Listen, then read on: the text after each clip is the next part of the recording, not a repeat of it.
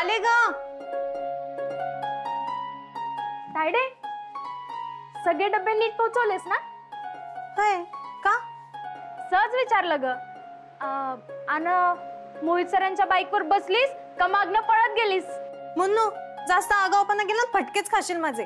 बरं, तर मिस तायडे, पहिली गोष्ट, मी आगाऊपणा बंद केला तर फायदा कमी आणि तोटाच जास्त आहे. आणि दुसरी सगळ्यात जास्त आणि व्हेरी व्हेरी इम्पॉर्टंट गोष्ट म्हणजे मी आगाऊपणा केला म्हणूनच तू सरांसगळं बाईकची सैर करून आल्यास. ही बघ, अस्मी बी आली. आणि या ठिकाणी आपली पिकनिक क्वीनचं आगमन झालंय. दीदे, कशी झाली ग पिकनिक? मस्त झाली. बेस्टच आहे. तुझ्या पहिल्या पिकनिकचा अनुभव मी माझ्या मनवा लागे चॅनलवर टाकणार आहे. मुन्नू, प्लीज नको. एक गप बस ग, ऐकत बोलू नकोस. तुला माहितीये का, तुझ्यासोबत केलेल्या व्हिडिओला सगळ्यात जास्त लाईक्स मिळतात.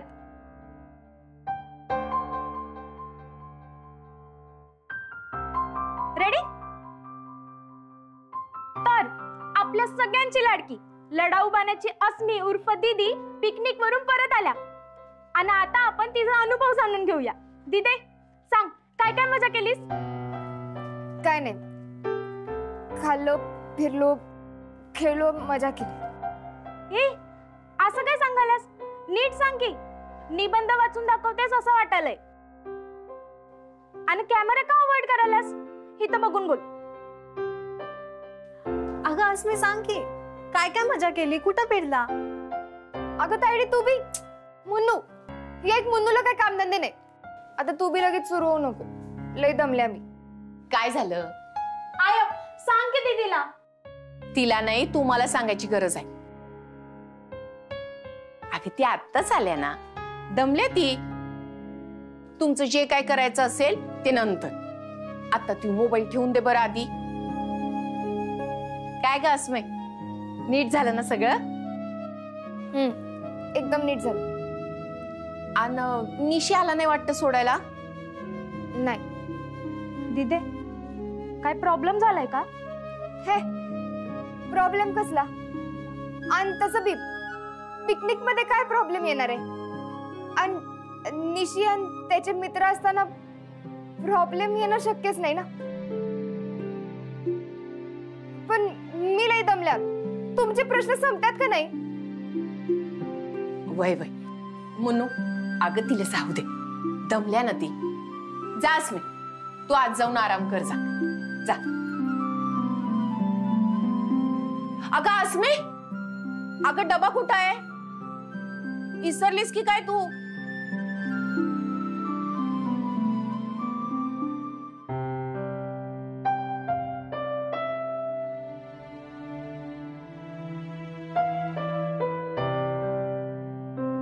अस्मी, काय झालंय? काय नाही, कुठे काय, सगळं ओके. पिकनिक चांगली झाली. अस्मी, अगं तुला खोटं बोलता येत नाही आणि माझ्या संग तर नाहीच नाही. काय तर झालंय बघ. पिकनिक जर चांगली झाली असती ना, तर तू आज डबा इसरून आलीच नसतीस. उलट डबा धुवायच्या निमित्तानं आतमध्ये येऊन स्वतः सगळं नीट सांगितलं असतंस. पण आज तसं तू केलं नाहीस. म्हणजे नक्कीच काय तर झालंय बघ. आणि तुला मला नसेल सांगायचं तर नको सांगू. पण आता डोळ्यातलं पाणी आतल्यात अडवून उरघट्ट करून घेऊ नको. रडून मन मोकळं कर बघ. आता जे काय झालं त्यात तुझं चुकलं का माझ्या लेकराचं चुकलं का अजून कुणी काय केलं ते मला नाही सांगता येणार. पण माझ्या लेकरावर माझा भरोसा आहे बघ. त्याचं जर काय चुकलं असतं ना तर आता त्यो अक्का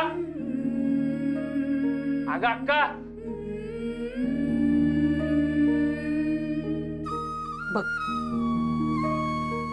म्हटलं नाही मी, 100 वर्ष आयुष्य आहे बघ त्याला.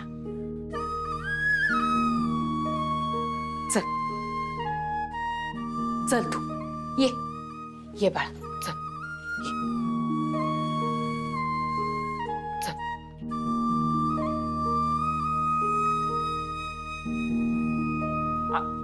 आलास? होय.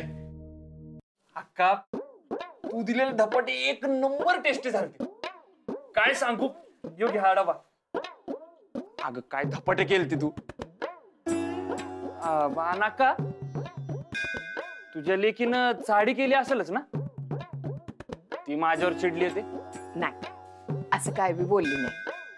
आमासनी वाटतच होतं काय तर घोळ झालाय ते. घोळ लय डेंजर घोळ झालाय मुन्नू. अस्मी चिडल्या माझ्यावर. आणि अस्मीचं चिडणं माहितीये ना कसलं जबराट असतंय. पण नेमकं झालंय काय? झालंय काय. अगं अक्कन मला धपाटे दिलते का नाही तर मी हिला धपाटे मागाल तो देते कुठं. मग मी घेतले हिसकावून. मग विषयच नाही.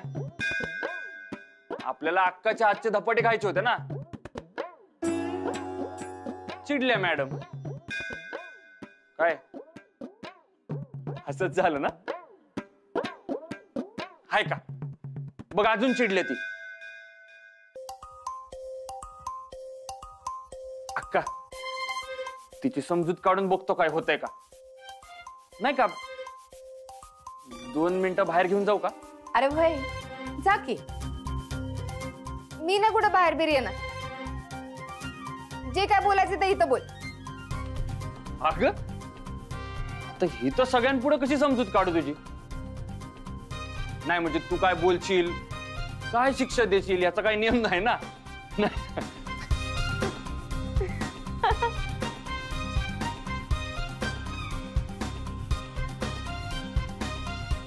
मग तो तुझा प्रॉब्लेम आहे माझा नाही. बरं मग हित तर हित. आता सगळ्यांपुढे समजूत काढायची असेल तर मग सगळ्यांनी सांगितलं पाहिजे नेमकं काय झालंय.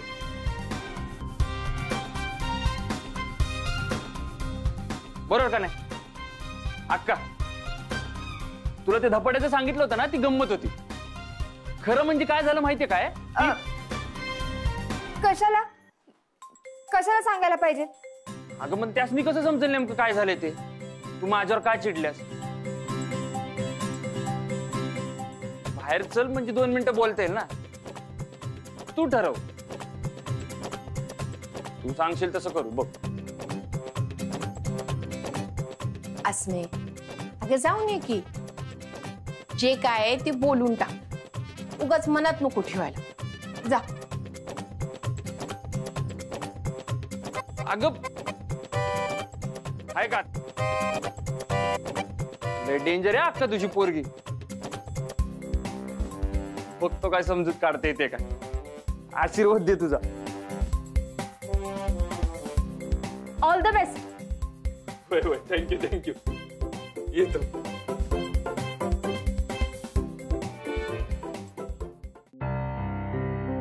दीदी पिकनिक वरनं चिडून घरला आली आणि निशिदादा तिची समजूत काढायला आला.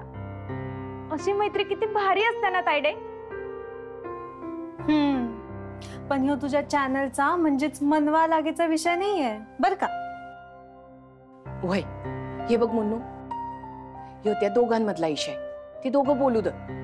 तू उगाच माग लागू नकोस आणि तिला काय बी प्रश्न विचारू नकोस. कळतंय का. Okay boss.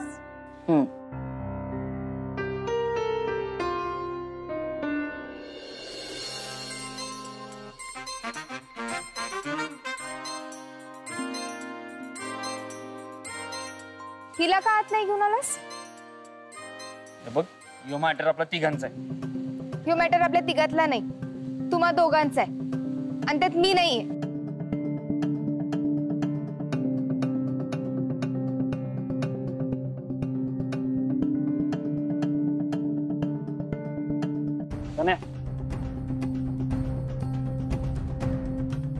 बघ अस्मीला घेऊन यायचं काम मी केलंय. पुढचं काम तुझं.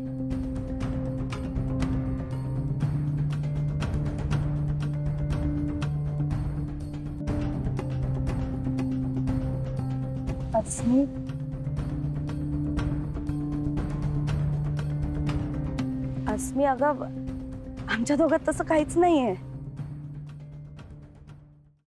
निशीला मी आवडते पण तुझ्यामुळे तो मला होकार देत नाही हे मी खूप गमतीत म्हणाले होते अगं. हो खरंच. मी मुंबईला असताना आमच्या हॉस्टेलमध्ये कॉलेजमध्ये आम्ही सगळे फ्रेंड्स याहीपेक्षा जास्त प्रॅक्टिकल जोक्स आणि प्रँक्स करायचो. सो तसाच जोक मी तुझ्याशी केला पण जरा घोळच झालं, चुकलं माझं. तुझ्या बाबतीत नाही करणार मी असं परत. सॉरी. सॉरी खरंच सॉरी. आणि निशीला यातलं ऍब्सोल्युटली काही माहित नव्हतं त्यामुळे जे काही चिडायचं ना ते माझ्यावर चिड, पण प्लीज त्याच्यावर चिडू नकोस.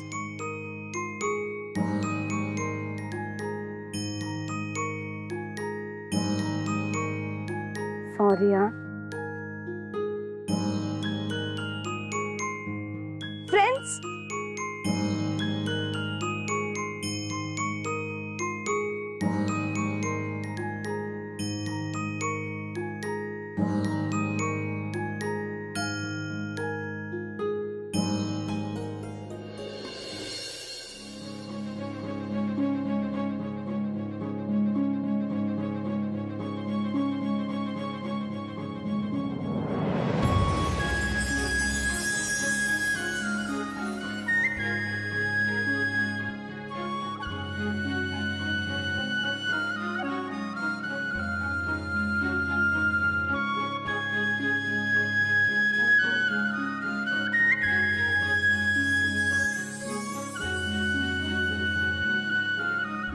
आज जे काय झालं ते मनात ठेवू नको, विसरून जा. नाहीतर उगाच डोक्यात ठेवून बदला वगैरे घेशील, मला पचणार नाही. काय पण तसंही निशी म्हणतोच अस्मीला डेंजर आहे. मी काय डेंजर बिंजर काय नाही, जशाच तशी आहे. समोरचा जेवढा खट अस्मी तेवढी तिखट, हे पुढनं तू बी लक्षात ठेव.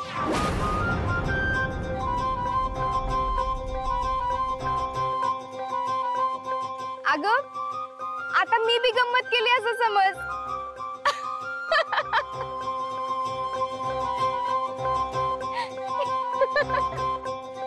तसं समजते पण नाही विसरणार.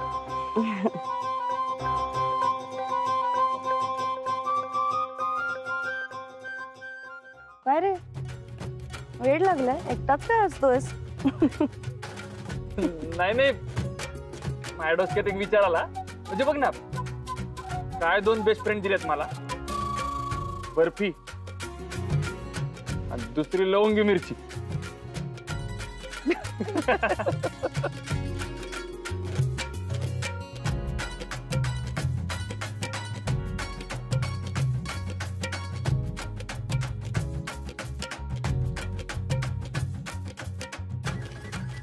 निशी, बर्फी गोड लागत असली तरी ही बर्फी विषारी आहे. हिचं विष कधी तुझ्या डोक्यात जाईल तुलाही समजणार नाही, आणि त्यानंतर ठसका तुला नाही तुझ्या लवंगी मिरचीला लागेल. यशवंत भाऊजी, तनयाकडून मला ही अपेक्षा नव्हती. अहो ती जेव्हा इथं आली तेव्हा तिच्या बोलण्यावरून मला असं वाटलं होतं का हे सगळं खूप सोपं आहे आणि हे सगळं ती नीट हँडल करेल, पण आता तिच्याच्याने हे सगळं जमेल असं वाटत नाही. भाऊजी अहो भलतंच अवघड होऊन बसलंय सगळं. आता हा कॉन्फिडन्स तनयासोबत मलाही महागात पडेल असं दिसतंय.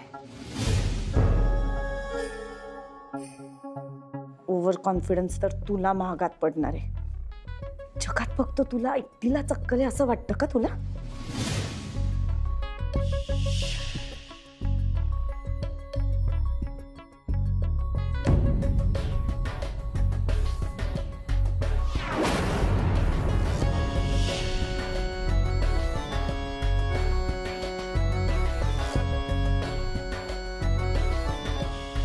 बर, ठेवते.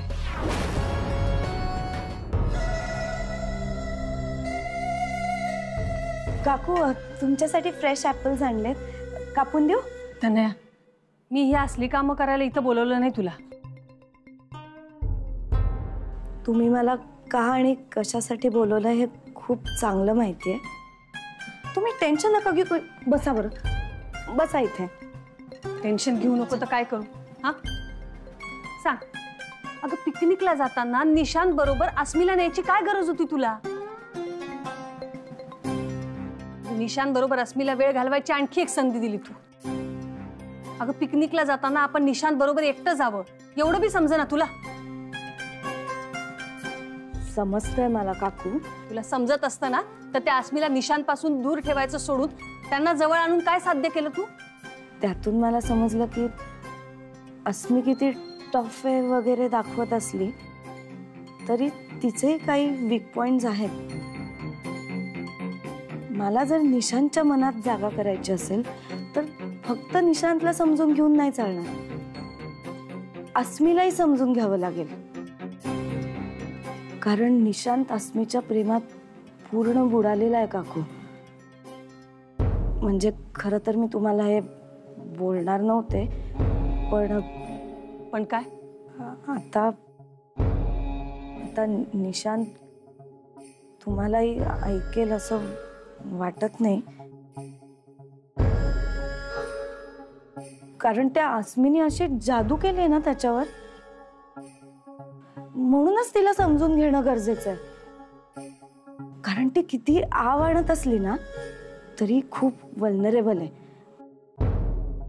त्यामुळे तिला रडवणं शक्य आहे. मला तिला रडताना पाहायचंय, पण असं साधं सुद्धा नाही. तर हातापाया पडून रडताना पाहायचंय. ते तर आता येऊ शकतं, पण मग त्याचा उलटा इफेक्ट होऊन मी निशांतच्या मनातून उतरेन. म्हणून आधी मी निशांतची बेस्ट फ्रेंड होण्याचा प्रयत्न करते, ज्यात आज मी काही प्रमाणात सक्सेसफुल पण झाले.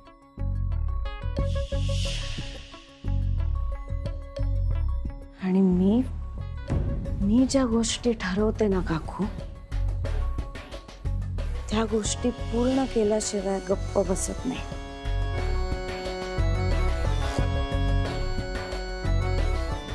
काकू, आपल्याला अस्मीला निशांतच्या आयुष्यातून दूर करायचंय, दूर ठेवायचं नाहीये. दूर ठेवणं तात्पुरतं असतं, दूर करणं कायमचं असतं.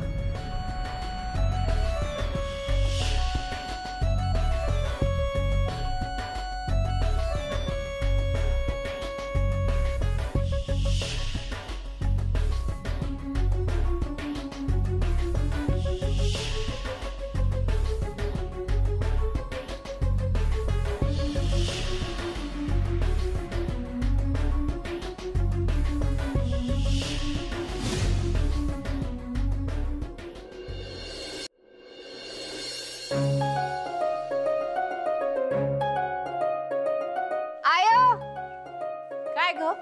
आयो, अगं एक डबा कमी आहे की. कमी आहे? अगं एक डबा जास्त असतोय माझ्या लेकरासाठीचा. आय, आजकाल अन्नदान श्रेष्ठदान अभियान चालवायलास ना, त्यातला एक डबा कमी आहे. तायडीकडनं समजलंय मला, तू गोपीनाथला डबा देते असते. आता डबा द्यायला नको एवढ्या शहाणपणाचं काम तर तू करणार नाहीस. मग एक डबा कमी द्यायचं कारण काय? नाही, तो डबा मी मागवून देईन. ते यामिनीचा काय बी भरोसा नाही. उगा शब्दाला शब्द वाढत. तो डबा मी नंतर देईन. अजिबात नाही. तू त्याच्या दारात जायचं नाहीस. चुकून माकून त्यांनी तुझा अपमान केला ना तर त्यांचा जीव घेईन मी. अगं हेच नकोय मला. अगं मी बी तेच म्हणते. असं व्हायला नको असेल तर डबा मी दिला पाहिजे. आणि तुला तर माहितीच आहे मी उगाच उगाच कुणाच्या नादाला लागत नाही. हा, पण पुढचा जर काय बोलला तर मग त्याला सुट्टी नाही. अगं ते सरळ वागले तर वाद घालायला मला काही खुळ कुत्र चावले वे. ते डबा.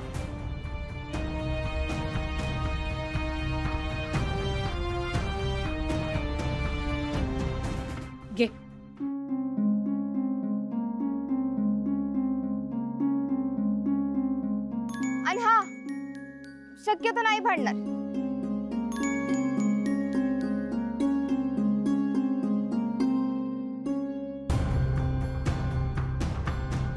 नाही भांडणार म्हणालीये, पण शक्यतो बी म्हणाली.